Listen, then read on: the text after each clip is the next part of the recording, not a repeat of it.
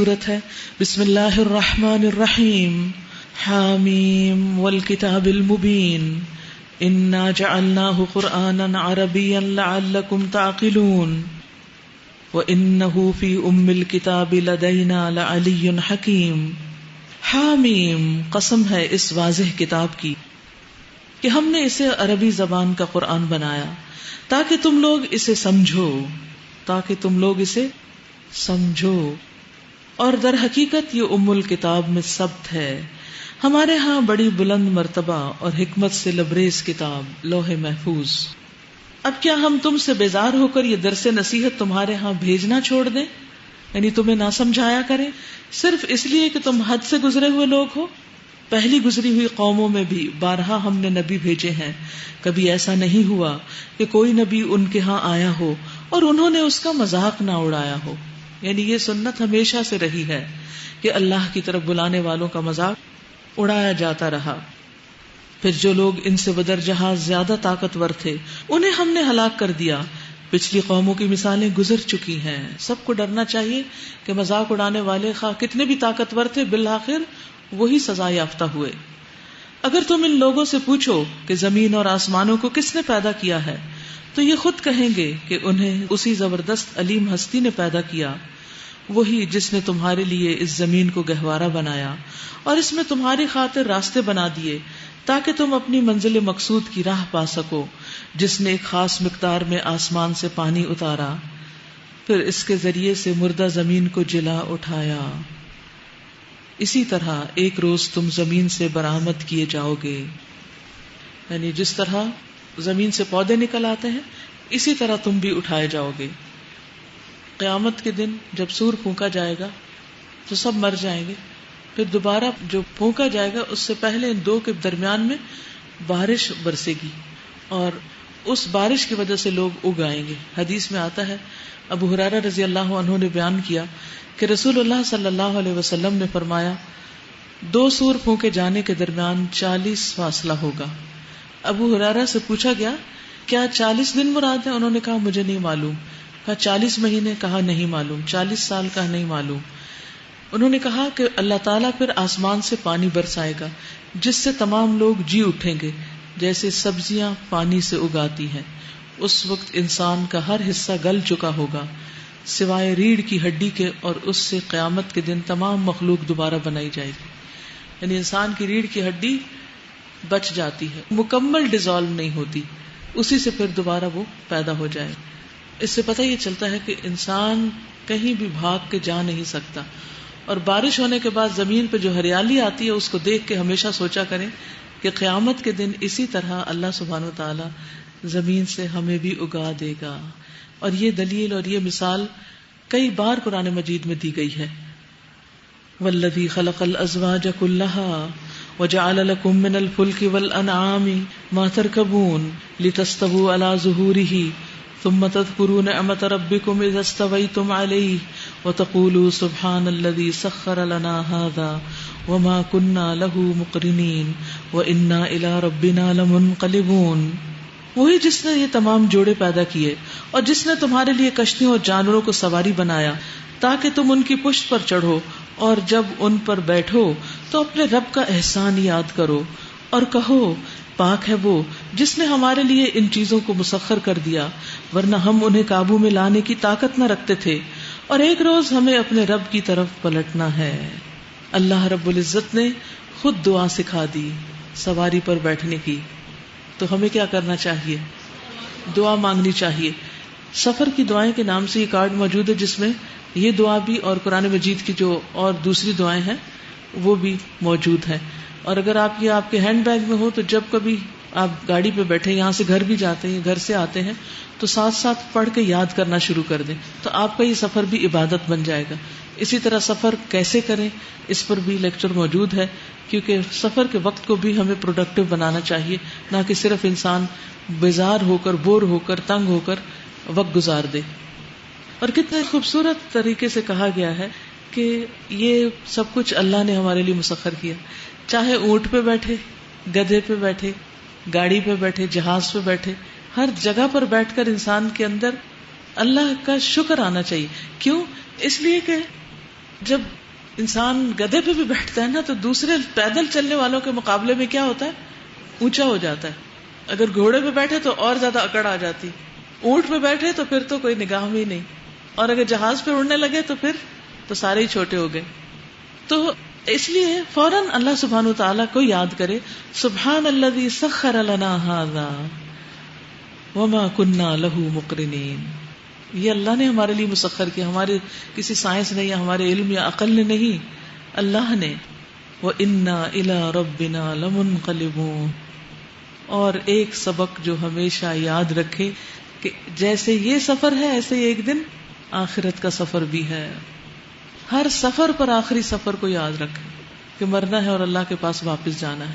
دیکھیے جب ہم مر جائیں گے نا، ہمیں کوئی گھر میں نہیں رکھے گا، سارے گھر میں رہیں گے، ہمیں نکال دیں گے، اٹھا کے جا کے قبرستان میں چھوڑ آئیں گے. تو اس دن کو کبھی بھی نہیں بھولنا چاہیے، اس دن کی تیاری رکھنی چاہیے کہ جب ہم اکیلے ہوں گے تو پھر ہم پہ کیا گزرے گی. اصل کامیابی یہی ہے.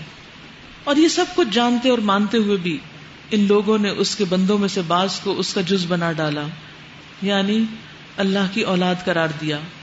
حقیقت یہ ہے کہ انسان کھلا احسان فراموش ہے، ساری نعمتیں اللہ دیتا ہے اور شکرانہ یہ دوسروں کا ادا کرتا ہے، یہ دوسروں کی عظمت اور بڑائی میں گرفتار ہو جاتا ہے.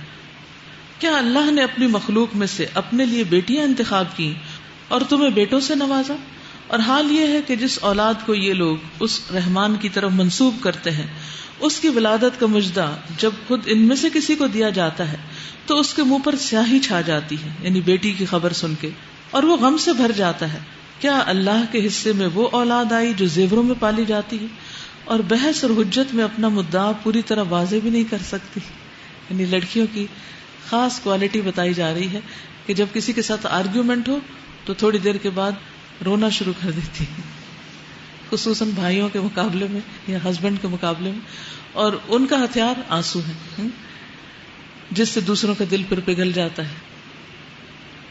تو اللہ سبحانہ وتعالیٰ فرماتے ہیں کہ اپنے لیے تو تم اسٹرانگر جنس کو منتخب کر رہے ہو اور اللہ کے لیے جس کو تم اپنی نگاہ میں کچھ نہیں سمجھتے وہ دے رہے ہو. وَجَعَلُوا الْمَلَائِكَةَ الَّذِينَ هُمْ عِبَادُ الرَّحْمَنِ إِنَاثًا، انہوں نے فرشتوں کو جو اللہ رحمان کی خاص بندے ہیں عورتیں قرار دے دیا. یہ بھی خود ہی فیصلہ کر لیا. اللہ تعالیٰ فرماتے ہیں اَشَهِدُوا خَلْقَهُمْ، کیا انہوں نے ان کے جسم کی ساخت دیکھی ہے کہ جس سے انہیں پتا چلا ہو کہ یہ لڑکیاں ہیں؟ ان کی گواہی لکھ لی جائے گی اور انہیں اس کی جواب دہی کرنی ہوگی. اس سے ہی پتا چلتا ہے انسان جو بھی من گڑت جھوٹی باتیں اپنی طرف سے کرتا ہے اس کا اللہ کو حساب دینا ہوگا. اس لیے ہر چیز کو تحقیق کے بعد ہی بیان کیا جائے. یہ کہتے ہیں اگر رحمان چاہتا کہ ہم ان کی عبادت نہ کریں تو ہم کبھی ان کو نہ پوچھتے. یہ اس معاملے کی حقیقت کو قطعی نہیں جانتے، محض تیر تکے لڑاتے ہیں. کیا ہم نے اس سے پہلے کوئی کتاب ان کو دی تھی جس کی سند اپنی اس ملائکہ پرستی کے لیے اپنے پاس رکھتے ہوں؟ یعنی ہم نے انہیں کوئی دلیل نہیں ایسی دی کہ جس کی وجہ سے یہ فرشتوں کو پوجنے لگے ہیں. نہیں، بلکہ یہ کہتے ہیں کہ ہم نے اپنے باپ دادا کو ایک طریقے پر پایا اور ہم انہی کے نقش قدم پر چل رہے ہیں، وہی اندھی تقلید. اسی طرح تم سے پہلے جس بستی میں بھی ہم نے کوئی نذیر بھیجا اس کے کھاتے پیتے لوگوں نے یہی کہا کہ ہم نے اپنے باپ دادا کو ایک طریقے پر پایا ہے اور ہم انہی کے نقش قدم کی پیروی کر رہے ہیں. ہر نبی نے ان سے پوچھا کیا تم اسی ڈگر پر چلو گے، خواہ میں اس راستے سے زیادہ صحیح راستہ تمہیں بتاؤں جس پر تم نے اپنے باپ دادا کو پایا؟ انہوں نے سارے رسولوں کو یہی جواب دیا کہ جس دین کی طرف بلانے کے لیے تم بھیجے گئے ہو ہم اس کے انکاری ہیں. آخر کار ہم نے ان کی خبر لے ڈالی اور دیکھ لو جھٹلانے والوں کا انجام کیا ہوا. وَإِذْ قَالَ إِبْرَاهِيمُ لِأَبِيهِ وَقَوْمِهِ إِنَّنِي بَرَاءٌ مِّمَّا تَعْبُدُونَ، یاد کرو وہ وقت جب ابراہیم علیہ السلام نے اپنے باپ اور اپنی قوم سے کہا تھا کہ تم جن کی بندگی کرتے ہو میرا ان سے کوئی تعلق نہیں، میرا تعلق صرف اسی سے ہے جس نے مجھے پیدا کیا، وہی میری رہنمائی کرے گا. اور ابراہیم یہی کلمہ اپنے پیچھے اپنی اولاد میں چھوڑ گیا تاکہ وہ اس کی طرف رجوع کریں. اس کے باوجود جب یہ لوگ دوسروں کی بندگی کرنے لگے تو میں نے ان کو مٹا نہیں دیا بلکہ میں انہیں اور ان کے باپ دادا کو متاع حیات دیتا رہا یہاں تک کہ ان کے پاس حق اور کھول کھول کر بیان کرنے والا رسول آ گیا. مگر جب وہ حق ان کے پاس آیا تو انہوں نے کہہ دیا کہ یہ تو جادو ہے اور ہم اس کو ماننے سے انکار کرتے ہیں. کہتے ہیں یہ قرآن دونوں شہروں کے بڑے آدمیوں میں سے کسی پر کیوں نہ نازل کیا گیا، یعنی کوئی بڑا سردار ہوتا جو قرآن لے کر آتا. اور ہر دور میں آپ دیکھیں کہ ایسے ہی لوگ قرآن کی طرف زیادہ راغب ہوتے ہیں جو بظاہر دنیا میں بہت سرداری کے مقام پر نہیں ہوتے، کیونکہ جو بہت سرداری کے مقام پر ہوتے ہیں ان کے پیٹ بھر چکے ہوتے ہیں اس سرداری سے، لہٰذا انہیں کسی اور چیز کی ضرورت محسوس نہیں ہوتی. کیا تیرے رب کی رحمت یہ لوگ تقسیم کرتے ہیں؟ دنیا کی زندگی میں ان کی گزر بسر کے ذرائع تو ہم نے ان کے درمیان تقسیم کیے ہیں. یعنی یہ تو اللہ کی تقسیم ہے. کسی کو مالدار بنایا تو اللہ نے اپنی رحمت سے بنایا، اب اس وجہ سے اس کو اکڑنے اور تکبر کرنے کا تو کوئی موقع نہیں. اور ان میں سے کچھ لوگوں کو کچھ دوسرے لوگوں پر ہم نے بدرجہ فوقیت دی ہے تاکہ یہ ایک دوسرے سے خدمت لیں. یعنی اللہ تعالیٰ نے اپنی خاص رحمت کے ساتھ یہ درجہ بندی کی ہے، ورنہ سب لوگ اگر ایک ہی سٹیٹس کے ہوتے تو پھر کوئی کسی کی مدد نہ کرتا، کسی کے کام نہ آتا، کسی کے آگے نہ جھکتا. اور تیرے رب کی رحمت اس دولت سے زیادہ قیمتی ہے جو ان کے رئیس سمیٹ رہے ہیں. اور اگر یہ اندیشہ نہ ہوتا کہ سارے لوگ ایک ہی طریقے کے ہو جائیں گے تو ہم رحمان سے کفر کرنے والوں کے گھروں کی چھتیں اور ان کی سیڑھیاں جن سے وہ اپنے بالا خانوں پر چڑھتے ہیں اور ان کے دروازے اور ان کے تخت جن پر یہ تکیے لگا کر بیٹھتے ہیں، کاؤچز، سب چاندی اور سونے کے بنوا دیتے. یعنی اللہ تعالیٰ دنیا میں بھی سب کو سونے کا فرنیچر دے دیتا اور سونے کے دروازے اور بہت کچھ. اللہ کے لیے کیا مشکل ہے، سب کو دے کے بھی اس کے خزانوں میں کوئی کمی نہیں آتی. لیکن پھر ہوتا کیا، زمین میں سرکشی کا، فساد کا بازار عام ہو جاتا. یہ تو محض حیات دنیا کی متاع ہے اور آخرت تیرے رب کے ہاں صرف متقین کے لیے ہے. وہاں ایسا نہیں ہوگا کہ جس کو دنیا میں ملا آخرت میں بھی مل جائے. وَمَن يَعْشُ عَن ذِكْرِ الرَّحْمَنِ نُقَيِّضْ لَهُ شَيْطَانًا فَهُوَ لَهُ قَرِينٌ. جو شخص رحمان کے ذکر سے تغافل برتتا ہے ہم اس پر ایک شیطان مسلط کر دیتے ہیں اور وہ اس کا دوست بن جاتا ہے. انڈر لائن کیجیے شاید. وَمَن يَعْشُ عَن ذِكْرِ الرَّحْمَنِ نُقَيِّضْ لَهُ شَيْطَانًا فَهُوَ لَهُ قَرِينٌ. جو رحمان کے ذکر سے غفلت برتتا ہے، اللہ کو یاد نہیں کرتا، نماز نہیں پڑھتا، قرآن نہیں پڑھتا، ذکر اذکار نہیں کرتا، تو پھر شیطان اس کو اپنے کنٹرول میں لے لیتا ہے. رسول اللہ صلی اللہ علیہ وسلم نے فرمایا جس گاؤں یا بستی میں 3 لوگ ہوں اور وہ نماز با جماعت کا اہتمام نہ کریں تو شیطان ان پر مسلط ہو جاتا ہے. لہٰذا تم جماعت کو لازم پکڑو. بھیڑیا ہمیشہ دور رہنے والی اکیلی بکری ہی کو کھاتا ہے. یعنی مردوں کے لیے خاص طور پر جماعت سے نماز نہ پڑھنا شیطان کو بلانے کا، دعوت دینے اور کنٹرول دینے کا ذریعہ ہے. پھر غصہ کرنے والے پر شیطان کا کنٹرول ہو جاتا ہے. سلیمان بن سرد رضی اللہ عنہ نے بیان کیا کہ 2 آدمیوں نے نبی صلی اللہ علیہ وسلم کی موجودگی میں جھگڑا کیا. ہم بھی نبی صلی اللہ علیہ وسلم کی خدمت میں بیٹھے ہوئے تھے. ایک شخص دوسرے کو غصے کی حالت میں گالی دے رہا تھا اور اس کا چہرہ سرخ تھا. تو نبی صلی اللہ علیہ وسلم نے فرمایا کہ میں ایک ایسا کلمہ جانتا ہوں کہ اگر یہ پڑھ دے تو اس کا غصہ چلا جائے. یہ کہے اعوذ باللہ من الشیطان الرجیم. صحابہ نے کہا کہ سنتے نہیں ہو کہ نبی صلی اللہ علیہ وسلم کیا فرما رہے ہیں؟ تو اس نے کہا بے شک میں دیوانہ نہیں ہوں. یعنی آپ کی بات کو بھی اس نے اس غصے میں پوری طرح سمجھا نہیں اور اس پر عمل نہیں کیا.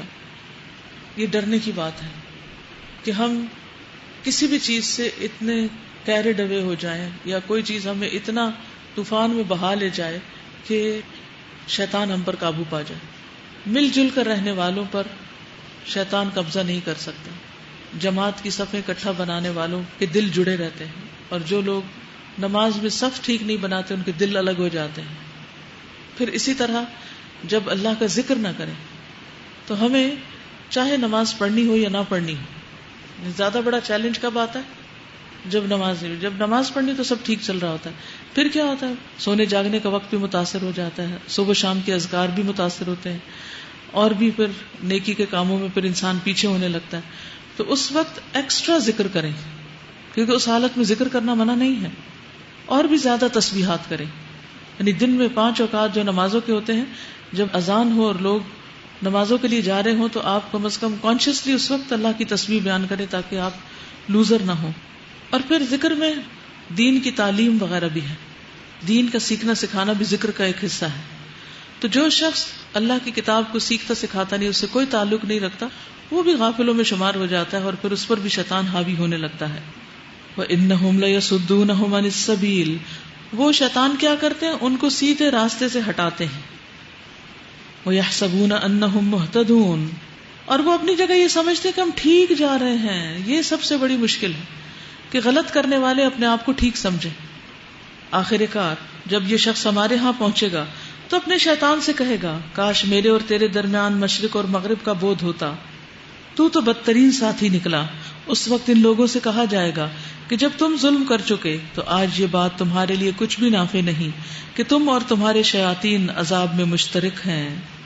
اے نبی صلی اللہ علیہ وسلم، کیا اب آپ بہروں کو سنائیں گے یا اندھوں اور سری گمراہی میں پڑے ہوئے لوگوں کو راہ دکھائیں گے؟ اب تو ہمیں ان کو سزا دینی ہے، خواہ تمہیں دنیا سے اٹھا لیں یا تم کو آنکھوں سے ان کا وہ انجام دکھا دے جس کا ہم نے ان سے وعدہ کیا ہے. ہمیں ان پر پوری قدرت حاصل ہے. تم بہرحال اس کتاب کو مضبوطی سے تھامے رہو جو وحی کے ذریعے سے تمہارے پاس بھیجی گئی ہے. یقیناً تم سیدھے راستے پر ہو. حقیقت یہ ہے کہ یہ کتاب تمہارے لیے اور تمہاری قوم کے لیے ایک بہت بڑا شرف ہے، اور ان قریب تم لوگوں کو اس کی جواب دہی کرنی ہوگی. اس نعمت کا شکرانہ ادا کرنا چاہیے. تم سے پہلے ہم نے جتنے رسول بھی بھیجے تھے ان سب سے پوچھ دیکھو کیا ہم نے رحمان کے سوا کچھ دوسرے معبود بھی مقرر کیے تھے کہ ان کی بندگی کی جائے. ہم نے موسیٰ علیہ السلام کو اپنی نشانیوں کے ساتھ فرعون اور اس کے آیان سلطنت کے پاس بھیجا، اور اس نے جا کر کہا کہ میں رب العالمین کا رسول ہوں. پھر جب اس نے ہماری نشانیاں ان کے سامنے پیش کی تو وہ ٹھٹھے مارنے لگے، ہنسنے لگے، مذاق اڑانے لگے. ہم ایک پر ایک ایسی نشانی ان کو دکھاتے چلے گئے جو پہلی سے بڑھ چڑھ کر تھی، اور ہم نے ان کو عذاب میں دھر لیا تاکہ وہ اپنی روش سے باز آئیں. ہر عذاب کے موقع پر وہ کہتے کہ اے ساحر، اپنے رب کی طرف سے جو منصب تجھے حاصل ہے اس کی بنا پر ہمارے لیے اس سے دعا کر. یہ بھی تکبر سے کہ تم اللہ سے دعا کرو ہمارے لیے، ہم ضرور راہ راست پر آ جائیں گے. مگر جو ہی کہ ہم ان پر سے عذاب ہٹا دیتے وہ اپنی بات سے پھر جاتے، پھر وعدہ خلافی کرتے. ایک روز فرعون نے اپنی قوم کے درمیان پکار کر کہا یا قوم الیس لی ملک مصر، اے لوگو کیا مصر کی بادشاہی میری نہیں اور یہ نہریں میرے نیچے نہیں بہ رہی؟ کیا تم لوگوں کو نظر نہیں آتا میں بہتر شخص ہوں یا یہ شخص جو ذلیل اور حقیر ہے؟ موسیٰ علیہ السلام کی طرف اشارہ ہے. اور اپنی بات کھول کر بیان بھی نہیں کر سکتا. کیوں نہ اس پر سونے کے کنگن اتارے گئے یا فرشتوں کا ایک دستہ اس کی اردلی میں نہ آیا. یعنی لوگ صرف دنیاوی مال و متاع رکھنے والے کو ہی بڑا سمجھتے ہیں. لوگوں کو کہاں سے پہچانا جاتا ہے؟ ان کے گھروں سے، گاڑیوں سے، ان کے سٹیٹس سے، فون کون سا ہے. مختلف چیزوں کے معیار ہر دور میں ہوتے ہیں جن سے بھی لوگ پہچانے جاتے ہیں. فاستخف قومه فاطاعوه انهم كانوا قوما فاسقين. اس نے اپنی قوم کو ہلکا سمجھا اور انہوں نے اس کی اطاعت کی، بات مانی. در حقیقت وہ تھے ہی فاسق لوگ. آخر کار جب انہوں نے ہمیں غضبناک کر دیا تو ہم نے ان سے انتقام لے لیا اور ان کو اکٹھا غرق کر دیا اور بعد والوں کے لیے پیش رو اور نمونہ عبرت بنا کر رکھ دیا. وَلَمَّا ضُرِبَ ابْنُ مَرْيَمَ مَثَلًا إِذَا قَوْمُكَ مِنْهُ يَصِدُّونَ وَقَالُوا أَآلِهَتُنَا خَيْرٌ أَمْ هُوَ مَا ضَرَبُوهُ لَكَ إِلَّا جَدَلًا بَلْ هُمْ قَوْمٌ خَصِمُونَ. اور جو ہی کہ ابن مریم کی مثال دی گئی، تمہاری قوم کے لوگوں نے اس پر غل مچا دیا اور کہنے لگے کہ ہمارے معبود اچھے ہیں یا وہ. یہ مثال وہ تمہارے سامنے محض کج بحثی کے لیے لائے ہیں. حقیقت یہ ہے کہ یہ ہیں ہی جھگڑالو لوگ. آپ صلی اللہ علیہ وسلم نے ایک موقع پر فرمایا کہ لیس احد یعبد من دون اللہ فیہ خیر، کہ اللہ کے علاوہ جس کسی کی بھی عبادت کی جاتی ہے اس میں کوئی خیر نہیں. تو مخالفین نے کہا کہ عیسائی جو عیسیٰ علیہ السلام کو پوجتے ہیں اور اللہ کا بیٹا مانتے ہیں، کیا ان میں بھی کوئی خیر نہیں؟ یعنی اب یہ بڑا ٹرکی سا سوال تھا کہ اچھا پیغمبروں میں تو خیر ہوتی ہے تو اب کیا کیا جائے؟ تو اس پر اللہ سبحانہ وتعالیٰ نے فرمایا یہ محض کج بحثی ہے، یعنی ایسی باتیں کوئی دلیل نہیں ہوا کرتی. حقیقت یہ ہے کہ یہ ہیں ہی جھگڑالو لوگ، ایسی باتیں کرنے میں انہیں بہت مزہ آتا ہے. ابن مریم اس کے سوا کچھ نہ تھا کہ ایک بندہ تھا جس پر ہم نے انعام کیا اور بنی اسرائیل کے لیے اپنی قدرت کا ایک نمونہ بنا دیا. ہم چاہیں تو تم سے فرشتے پیدا کر دیں جو زمین میں تمہارے جانشین ہوں، یعنی تمہارے بچے فرشتے پیدا ہو جائیں اور جو تمہارے بعد زمین میں آ جائیں. وَإِنَّهُ لَعِلْمٌ لِلسَّاعَةِ فَلَا تَمْتَرُنَّ بِهَا وَاتَّبِعُونِ هَذَا صِرَاطٌ مُسْتَقِيمٌ وَلَا يَصُدَّنَّكُمُ الشَّيْطَانُ إِنَّهُ لَكُمْ عَدُوٌّ مُبِينٌ. اور وہ دراصل قیامت کی ایک نشانی ہے. کون؟ عیسیٰ علیہ السلام. یعنی عیسیٰ علیہ السلام کا دوبارہ آنا بھی قرب قیامت میں ہوگا. بس تم اس میں شک نہ کرو اور میری بات مان لو یہی سیدھا راستہ ہے. یعنی پھر جب انہوں نے اس طرح کی بات کی تو اللہ تعالیٰ نے عیسیٰ علیہ السلام کی خاص شان بیان کر دی کہ اللہ تعالیٰ ان کو کیسے اعزاز عطا کریں گے. ایسا نہ ہو کہ شیطان تم کو اس سے روک دے کہ وہ تمہارا کھلا دشمن ہے. اور جب عیسیٰ علیہ السلام سری نشانیاں لیے ہوئے آئے تھے تو اس نے کہا تھا کہ میں تم لوگوں کے پاس حکمت لے کر آیا ہوں، اور اس لیے آیا ہوں کہ تم پر بعض ان باتوں کی حقیقت کھول دوں جن میں تم اختلاف کر رہے ہو. لہٰذا تم اللہ سے ڈرو اور میری اطاعت کرو. حقیقت یہ ہے کہ اللہ ہی میرا رب ہے اور تمہارا رب بھی، اسی کی تم عبادت کرو، یہی سیدھا راستہ ہے. مگر اس کی اس صاف تعلیم کے باوجود گروہوں نے آپس میں اختلاف کیا، پس تباہی ہے ان لوگوں کے لیے جنہوں نے ظلم کیا ایک دردناک عذاب کے دن سے. هل ينظرون الا الساعة ان تأتيهم بغتة وهم لا يشعرون. کیا یہ لوگ بس اب اس چیز کے منتظر ہیں کہ اچانک ان پر قیامت آ جائے اور انہیں خبر بھی نہ ہو؟ وہ دن جب آئے گا تو متقین کو چھوڑ کر باقی سب دوست ایک دوسرے کے دشمن ہو جائیں گے. الاخلاء یومئذ بعضهم لبعض عدو الا المتقین. تو یاد رکھیے دوستی کی بنیاد صرف ایمان اور تقوی ہونی چاہیے، ورنہ یہ دوستی عارضی ہے، صرف دنیا کی حد تک ہے، آخرت میں ساتھ نہ دے گی. جندب رضی اللہ عنہ فرماتے ہیں کہ میں نے رسول اللہ صلی اللہ علیہ وسلم سے آپ کے وصال یعنی وفات سے 5 دن پہلے آپ سے سنا تھا. آپ فرما رہے تھے کہ میں اللہ تعالیٰ کے سامنے اس چیز سے بری ہوں کہ تم میں سے کسی کو اپنا دوست بناؤں، کیونکہ اللہ تعالیٰ نے مجھے اپنا خلیل بنایا ہے، جیسا کہ اس نے ابراہیم علیہ السلام کو اپنا خلیل بنایا. اگر میں اپنی امت میں سے کسی کو اپنا خلیل بناتا تو ضرور ابو بکر کو بناتا. یعنی اس سے کیا پتہ چلتا ہے کہ آپ کی دوستی کا معیار کیا تھا؟ تقویٰ. اور اس دوستی کا فائدہ کیا ہوگا؟ یعنی جہاں غیر اللہ کے نام پر یا کسی اور مقصد کے لیے دوستی کا نقصان ہے، وہاں اللہ کے نام پر کی ہوئی دوستی کا فائدہ ہے. رسول اللہ صلی اللہ علیہ وسلم نے فرمایا اللہ تعالیٰ قیامت کے دن فرمائے گا کہاں ہیں آپس میں محبت کرنے والے؟ میرے جلال کی قسم آج کے دن میں ان کو اپنے سائے میں رکھوں گا جس دن میرے سائے کے علاوہ کوئی سایہ نہ ہوگا. تو اس لیے دوستی کے معاملے میں بہت کیئرفل رہنا چاہیے. اگر کسی ایسے شخص سے دوستی ہے جو خدا سے نہیں ڈرتا تو دوستی چھوڑ دیں، ورنہ وہ آپ کو بھی ایک دن بھٹکا کے لے جائے گا، بہا کے لے جائے گا. یا عباد لا خوف علیکم اليوم ولا انتم تحزنون. اس روز ان لوگوں سے جو ہماری آیات پر ایمان لائے تھے اور مطیع فرما بن کر رہے تھے کہا جائے گا اے میرے بندو آج تمہارے لیے کوئی خوف نہیں اور نہ تمہیں کوئی غم لاحق ہوگا. داخل ہو جاؤ جنت میں تم اور تمہاری بیویاں، تمہیں خوش کر دیا جائے گا. ان کے آگے سونے کے تھال اور ساغر گردش کرائے جائیں گے اور ہر من بھاتی اور نگاہوں کو لذت دینے والی چیز وہاں موجود ہوگی. ان سے کہا جائے گا تم اب یہاں ہمیشہ رہو گے، تم اس جنت کے وارث ہو اپنے ان اعمال کی وجہ سے جو تم دنیا میں کرتے رہے. تمہارے لیے یہاں بکثرت فواکہ موجود ہیں جنہیں تم کھاؤ گے. یعنی جنت کی یہاں پر خوبیاں بیان کی گئی ہیں. جنت کے جو برتن ہیں وہ سونے کے ہوں گے اور کسی کی جنت کے چاندی کے ہوں گے. آپ نے فرمایا ان کے برتن سونے کے ہوں گے، ان کے کنگھے سونے چاندی کے ہوں گے، ان کی انگیٹھیوں کا ایندھن عود ہوگا. یعنی جنت میں ہر طرح کی عیش و عشرت ہوگی. اس کے برعکس دوسرے لوگ ان المجرمین فی عذاب جہنم خالدون لا یفتر عنہم وہم فیہ مبلسون. رہے مجرمین تو وہ ہمیشہ جہنم کے عذاب میں مبتلا رہیں گے، کبھی ان کے عذاب میں کمی نہ ہوگی اور وہ اس میں مایوس پڑے ہوں گے. ان پر ہم نے ظلم نہیں کیا بلکہ وہ خود ہی اپنے اوپر ظلم کرتے رہے. وہ پکاریں گے اے مالک تیرا رب ہمارا کام ہی تمام کر دے تو اچھا ہے. وہ جواب دے گا تم یوں ہی پڑے رہو، ہم تمہارے پاس حق لے کر آئے تھے مگر تم میں سے اکثر کو حق ہی ناگوار تھا. تھوڑی دیر کے لیے امیجن کیجئے کہ جہنم والے جہنم میں مدد کے لیے پکار رہے ہیں اور تو کوئی آس پاس دکھائی نہیں دیتا. تو جہنم کا جو داروغہ ہے جس کا نام مالک ہے اس کا یہاں ذکر کیا جا رہا ہے نا، وَنَادَوْا يَا مالک. وہ پکاریں گے اے مالک لِيَقْضِ عَلَيْنَا رَبُّكَ، اپنے رب سے کہو ہمارا کام تمام کر دے، ہمیں موت دے دے، ہم ختم ہونا چاہتے ہیں. وہ کیا کہے گا اِنَّكُمْ مَاكِثُونَ. نہیں ختم کہاں ہونا ہے، ہمیشہ یہیں رہو گے. اللہ. اور یہ جو جواب دے گا یہ بھی آپ کو معلوم ہے کتنی دیر کے بعد دے گا. عبداللہ ابن عمرو رضی اللہ عنہما فرماتے ہیں کہ بے شک جہنمی لوگ مالک کو پکاریں گے، یعنی داروغہ جہنم کو، تو وہ انہیں 40 سال تک جواب ہی نہیں دے گا، ان کی طرف دیکھے گا بھی نہیں.